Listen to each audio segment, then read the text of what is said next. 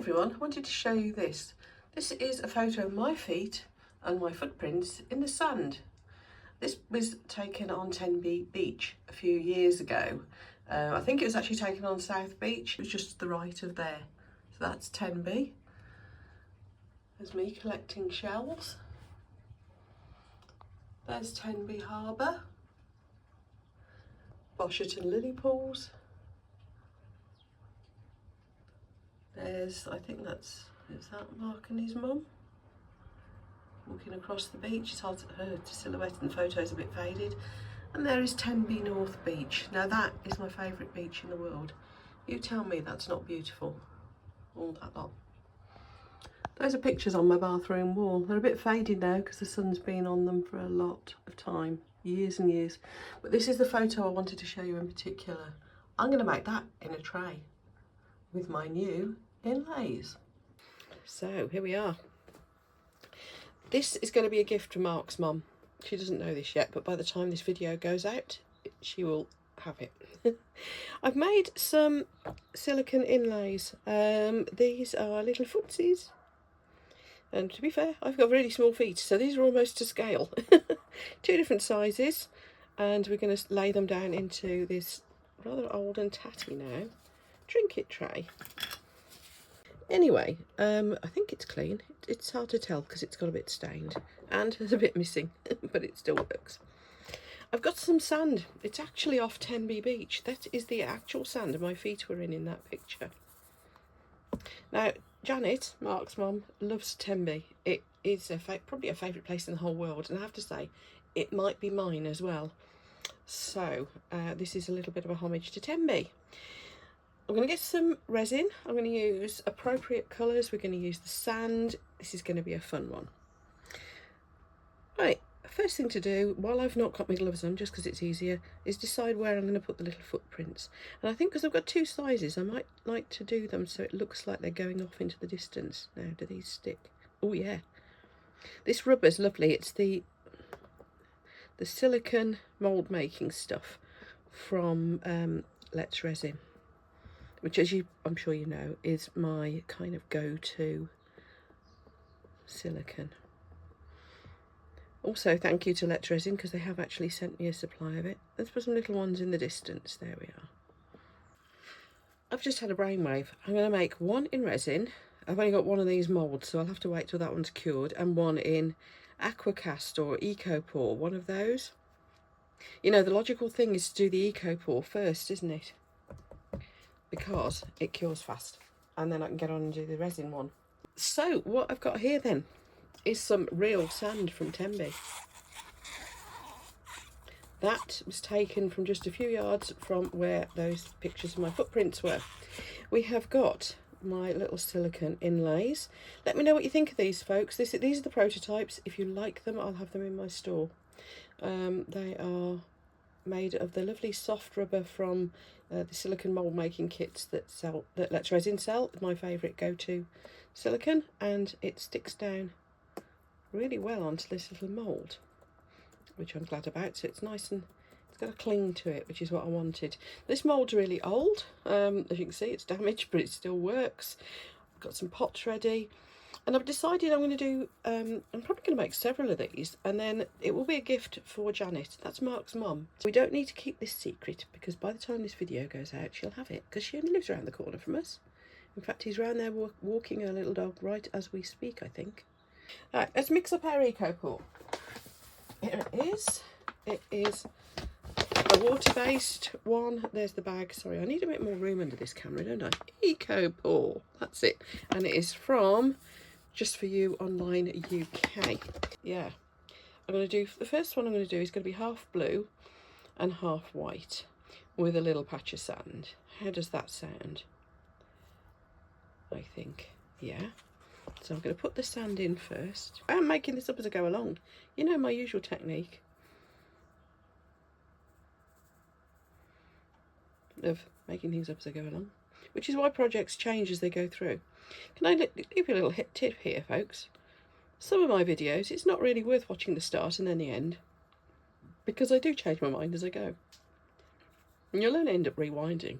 You know what it's like. So if we do this one, do like a, you know what, I'm just going to pour white on that. See, look, it's changed. I might introduce a bit of blue over this side or something. I don't know. Hang on, let me find another pot to mix it in. Right.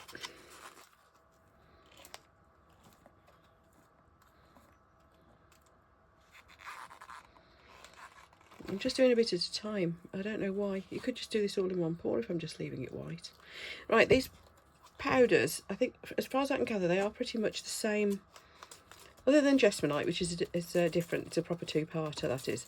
This stuff, as I understand it, has got whatever that catalyst is in the part 2 of your Jesmonite is actually somehow in this powder. Therefore, all you need is water.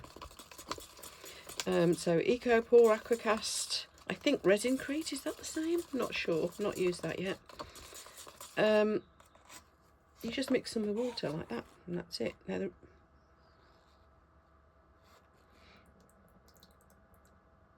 I know, let's do some white. Yeah, let's have some more white, and then let's top it up with, so that bit there goes blue. Should we do that? This is the nice sort of nice thing with crafts, isn't it? You can play and make it up as you go along. I like the make it up as I go along thing. I really do. It is my specialism. You can see as well that you don't really need lots of fancy specialist tools for using these sort of mediums either. These are plastic party knives.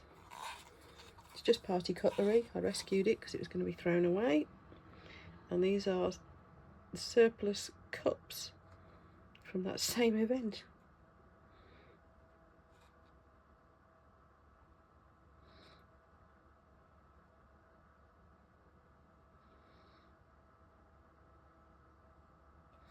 Right, now I'm going to mix some more up. Then we're going to put some blue in it, just a bit. And I think I'll probably back the whole thing off with white, or could be blue. The reason I decided on blue and white is if you go to Tenby, there's all pretty colours in the buildings. And if you go to, well, most seaside places, you get a lot of blue and white, you know, just funky stuff for your bathroom and things like that. Little bowls and pots and seagulls. The colour I'm using, by the way, is food colouring. Simply because I haven't got a blue in the, that's a bit too blue, I don't know, maybe not. Haven't got a blue in the proper colours for this stuff. So just food colouring, again, doing stuff with no fancy equipment. So these powders are quite forgiving, which is good for those of us who aren't very good at measuring stuff. Just basically going in with 3 parts water, 10 parts powder. Ish. And that's the thing. I say ish. Oh, that's pretty. Yes, you can make it thick, you can make it thinner. If you make it too thin, it's not going to cure terribly well. But really, you have got a bit of leeway. I just chuck it in until it looks about the right consistency. I did talk to the ladies from Just For You online about this, and they said, yeah, that's what we do. But as a rough guide, 3 parts water to 10 parts of your powder. All right, I'm just going to leave that for a few minutes, and then we'll just top it up with white. Or blue, not sure yet. Has anyone noticed this? The more you try not to make a mess, the more mess you make. I try to keep at least my workspace clean, because you end up with colours in things that you didn't want colours in, and sparkling things you didn't want sparkle in, and so on. And also, I think it's less distracting for viewers. I think I've mentioned this before, but so I do try to keep it clean, and then I just kind of, you know, when you're not looking, I can keep it clean. But when I've got my camera in action, I make a blinking mess. There we are. Before you ask, yeah, I have got an awful lot of these mats.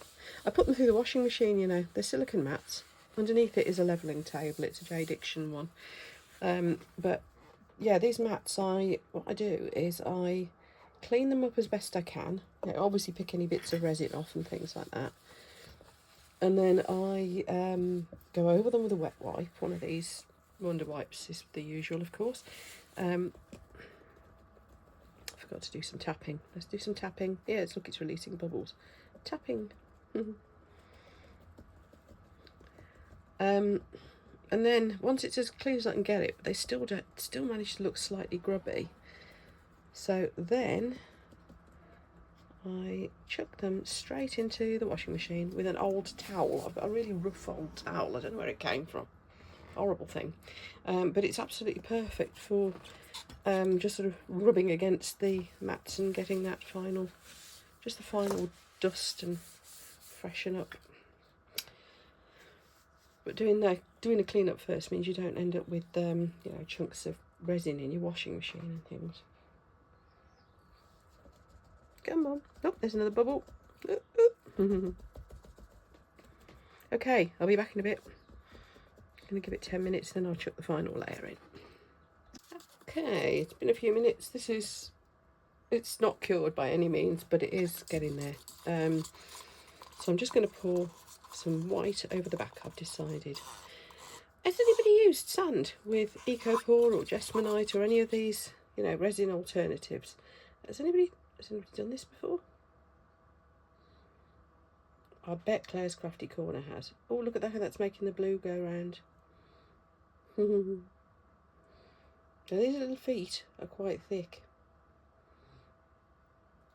And I have got a break in my mould there. So fingers crossed I can get this deep enough.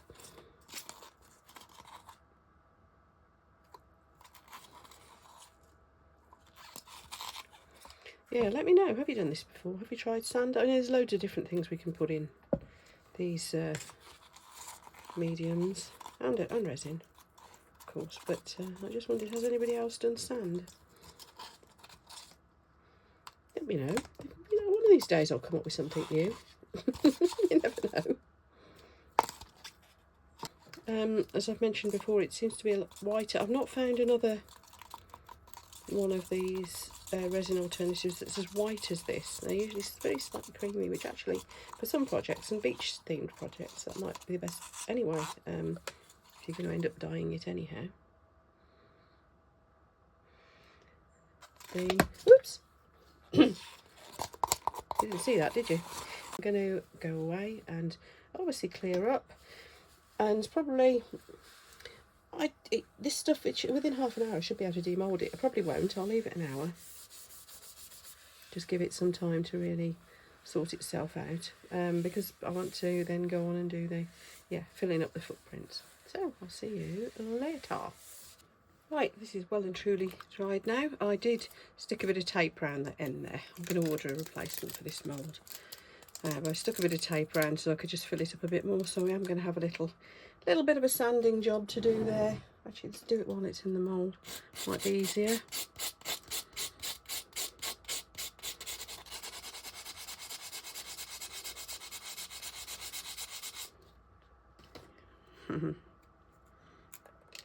Actually, there's a little bit of overspill as well. There we are. I'll tidy that up in a sec. Right, got my sanding thing ready. Let's go. Okay. I tell you what, Ecopours don't half demold easily, but I'm going to be interested to see how much of the sand has stayed in place. Look. Oh, isn't it pretty? Right, let's give it a shake. So I've got that lovely sand texture there. It really does look like a bit of beach. I'm weirdly pleased with that, considering it's kind of imperfect. I was hoping the sand would ingrain in more. However, what I'm going to do, just to finish it, I'm going to get that little bit of over pour off there. That's from where I had to do that temporary repair. Let's tell you what, these are good. Big nail files. Don't leave it too long before doing this, by the way. I've left it a good couple of hours, and it's, to be honest, it's a bit too hard now. What I'm going to do is spray this. I'm going to spray lacquer it rather than my normal sort of waxing that I would do with this. Because of where the sand was, it's left all craters, and of course it's like blooming Sand moulding, isn't it? What do they call it? Yeah, they used to cast things in sand. I think they still do for some things. Okay, this is just some cheap clear lacquer I'd got lurking in my craft kit for some reason. I didn't really want this to be shiny, but it might absorb in anyway. Those of you who've been watching my channel for a while will know that I've got a bit of a collection of UV lamps. I think I've got a bit of a fetish for them. Anyway, this is one of my favourites. It's getting a bit long in the tooth now. Look, it's looking really mucky and but it's so useful. It's very high powered. It cures dead fast, sometimes a bit too fast. I have to back the power off a bit. It has got 3 settings, despite only having 1 bulb apparently, but it clips on the side of your desk, leaving your hands free to do whatever you're doing, which is really handy. So let's get some resin in there then. I think I'll be using the J Diction one simply because I'm using this one up. This is just the regular hard type resin. It's their new formula, and I'm using this one up simply because I've got a big supply of another brand, the Just For You Online Apex one that I'm tending to lean towards at the moment. Now look at this, like real footprints in the sand. These aren't perfect where the sand is, because it's what it's done is the sand has created kind of voids. So yeah, now you're seeing what the sand's doing. Tell me folks, has anybody done this before? Used sand not only in Ecopour type mediums, but also to create voids and shapes in the sand, in the medium. Is this a new one? Oh, I'd love to invent something new. I bet you've all done it before. If you have, will you let me know what you did with it? Because I think it's just such a sweet little technique, and you end up with this very organic look to it. Beautifully imperfect. I wasn't sure really whether the sand would, like, you know, the Ecopour would disappear into the sand, absorb it in, or just sit on top. And what it's done is it's sat on top, which is, there's got to be a load of possibilities for that, hasn't there? Anyway, let's get this curing. On with my lamp, and I'm going to put it on full power today. And there we are. Isn't that easy? Hands free, hands free. I've got the ones that sit over the top. I've got a whopping great big industrial one that they use for 3D printing and things like that as well. But this is quite handy. So I'm just going to leave this under here for a few minutes, and while I go and clean my mould. Now, as you can see, mould looks, well, it was knackered to start with, wasn't it? But the little footprints have come out fine. I'm just going to go and run this under a tap and get that all off. Okay, I think this is pretty much done. That's rather cute. I like how organic it looks. Right, let's put the little UV lamp to bed. Yes, this is what I mean, because I don't think you can see it going brighter and darker. It's got several intensity settings, that lamp. Right, mould cleaned up okay, as did the little feet. So I've ended up with a shine, which I wasn't really intending, but it has sealed the sand in. It's ended up with some little bubbles on the surface of the varnish as well, but I kind of like that.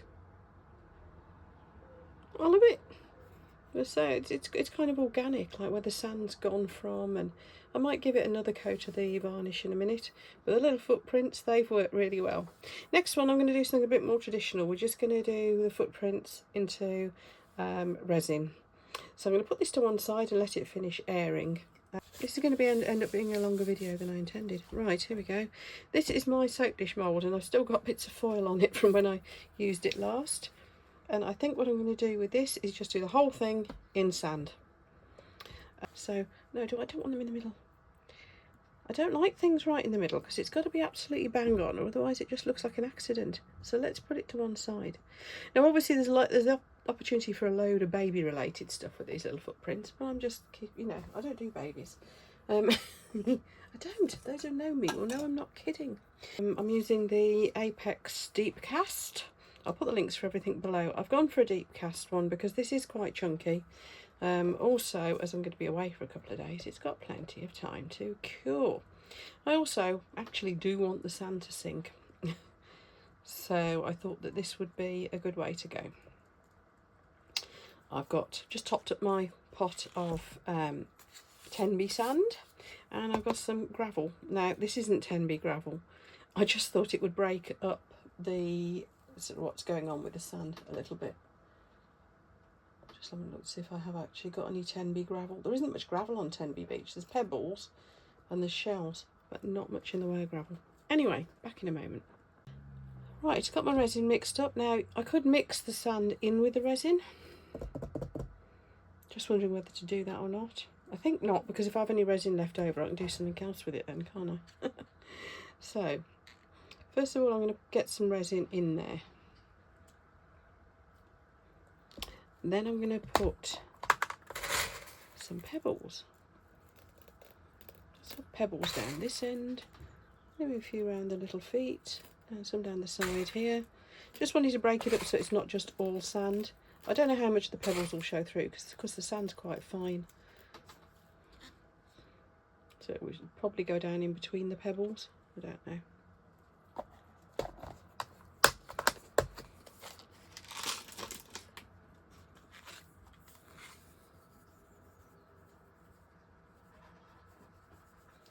Now, word of warning, if you're using sand and pebbles and things, say even just fine sand like this, if you are planning to need sand it afterwards, sand? If you're going to need to sand it down afterwards, be warned that it goes really, really hard. It's very, very difficult to sand down, because if you think about it, it's tiny little bits of glass and rock and all sorts. So yeah, it's hard to sand it down. I'm not joking. So as you can see, the sand this time, instead of sitting on the surface like it would with the Ecopour, it's actually absorbing in, which is what I wanted for this piece.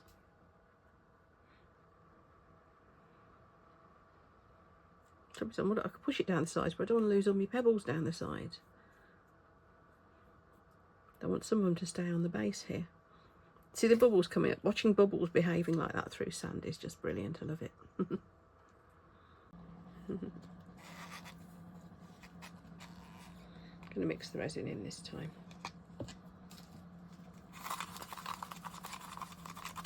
See, that's probably what I should have done. Love watching bubbles come out of it.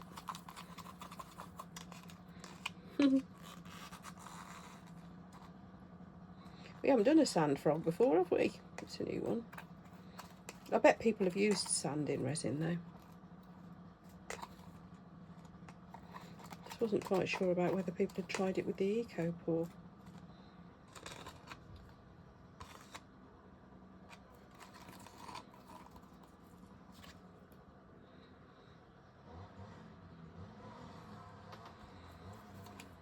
There's that, and I've still got a bit left. Darn it!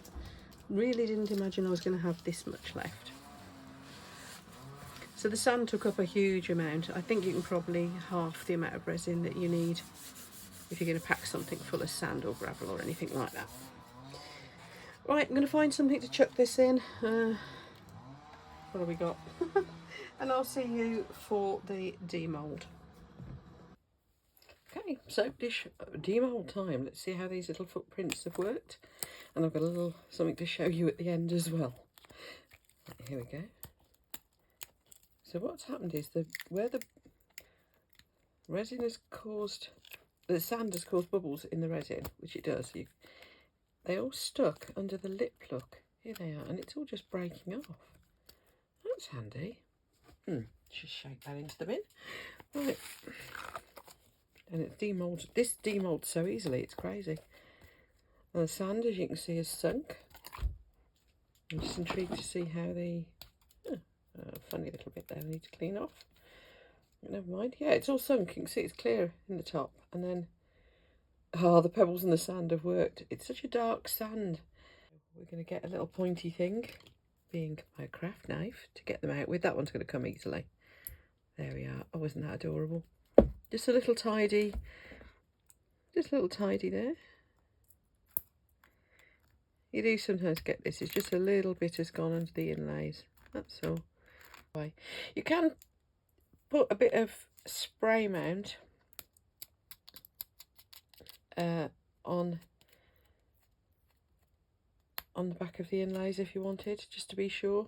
But generally, I find it doesn't need it. It's the cheaper moulds that aren't as sticky that your silicone doesn't stick down to. That's the problem. But this one, because it's the same silicone, it's stuck really well. Those have come out really clean, actually. There wasn't much to trim off. A little bit around a toe there, maybe. And there we are. We have footprints in the sand soap dish. Pleased with that. So there you go then, a little idea for you. If you like this video, if you found this useful in any way, please give me a thumbs up. I've got a little surprise coming up for you in a second. So just some new inlays that I've been working on. But yeah, if you haven't subscribed already, I'm doing loads of this sort of thing at the moment. So do subscribe. The buttons are down here somewhere along here. Right. Before we get to our little surprise, I'm just going to get the frog out because I did, oops, she says, I did make a little froggy because I'd mixed up a bit extra. So we should have a sand frog in here as well. Here he comes. Again, I've got that little bit around the edge just to clean off, not a problem. And there he is. So this is the satin finished one from my satin finish mould. Put to one side. Now, I said I've got a little surprise for you. Some things I'm working on. First of all, for our next soap dish, how do you fancy rubber ducks? We've also got seahorses. These are ones I'm just working. These are prototypes still. I've just got a bit of trimming to do. I can see I need to trim a little bit out there. And then I think I'm going to have a go. I know this sounds silly, but there's not enough guinea pig stuff in the world still, so I'm gonna do guinea pig ones. We've got a flamingo. We've got hearts. Lots of hearts. I've been doing hearts. Now, inlays, people. Some of these are just made from commercially available moulds. These were just all bought moulds from various sources. Just look out for plastic moulds for cake decorating rather than silicone moulds. If you use silicone moulds, you're going to have to use a silicone release because, of course, silicone sticks to silicone. So if you're going to put silicone in a silicone mould, you're going to need some silicone release to allow them to separate. And it may or may not work. Sometimes it doesn't. But these were just proprietary moulds. I am working on some originals as well,